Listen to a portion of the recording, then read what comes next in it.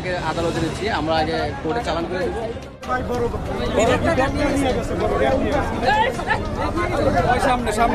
Hello বন্ধুরা, কেমন আছেন সবাই? আজকে আপনাদের সামনে এমন একটি খবর নিয়ে হাজির হয়েছি যা নিয়ে এখন পুরো সোশ্যাল মিডিয়া তোলপাড়। অনেকেই বলছে জনপ্রিয় ইউটিউবার রাকিব হোসাইনকে চট্টগ্রাম এয়ারপোর্ট থেকে ডিবি পুলিশ গ্রেফতার করেছে। তাহলে কি সত্যি রাকিব এখন জেলে, নাকি সবটাই গসিপ? যারা রাকিব হোসাইনের সত্যিকারের ফ্যান তাহলে ভিডিওতে একটি লাইক দিয়ে আর চ্যানেলে নতুন হলে সাবস্ক্রাইব করে পাশে থাকুন। এখন চলুন একদম শুরু থেকে পুরো ঘটনা জেনে নেই। আপনারা জানেন কিছুদিন আগে রাকিব হোসাইন চায়নাতে ঘুরতে গিয়েছিলেন। গাইস, দীর্ঘ 4.5 ঘন্টা জার্নি কমপ্লিট করে আমরা চলে আসছি চায়নাতে।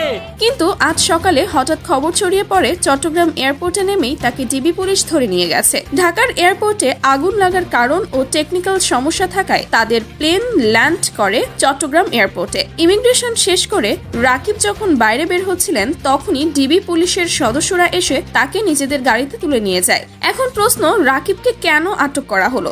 গোপন সূত্রে জানা গেছে গত জুলাইয়ের আন্দোলনের সময় অনেক বড় সেলিব্রিটিকে গ্রেফতার করা হয়েছিল। অভিযোগ উঠেছে সেই সময় রাকিব নাকি সরকারের পক্ষে ছিলেন, চুপ ছিলেন। এতে কিছু কন্টেন্ট ক্রিয়েটর ক্ষেপে গিয়ে ডিবির কাছে বিভিন্ন অভিযোগ দায়ের করেন। আর সেই অভিযোগের জের ধরেই নাকি আজ প্রায় 2 বছর পর তাকে জিজ্ঞাসাবাদের জন্য নিয়ে যাওয়া হয়েছে। তবে রাকিব হোসাইনের পরিবার বলেছে গ্রেফতার না, শুধু জিজ্ঞাসাবাদের জন্য ডিবি অফিসে ডাকা হয়েছে। কেউ তাকে হাতকড়া পরায়নি আর জেলে নেওয়াও হয়নি। এখনো পর্যন্ত সরকারি কোনো সূত্র থেকে অফিসিয়াল বক্তব্য পাওয়া যায়নি। তাই প্রশ্ন থেকেই যাচ্ছে, রাকিব কি সত্যিই আটক, নাকি কেউ ইচ্ছা করে বিষয়টাকে বড় করে ভাইরাল করছে? বন্ধুরা, আপনাদের কাছে কি মনে হয়, রাকিব হোসেন কি গ্রেফতার হয়েছেন, নাকি সবটাই গসিপ আর ভুল তথ্য?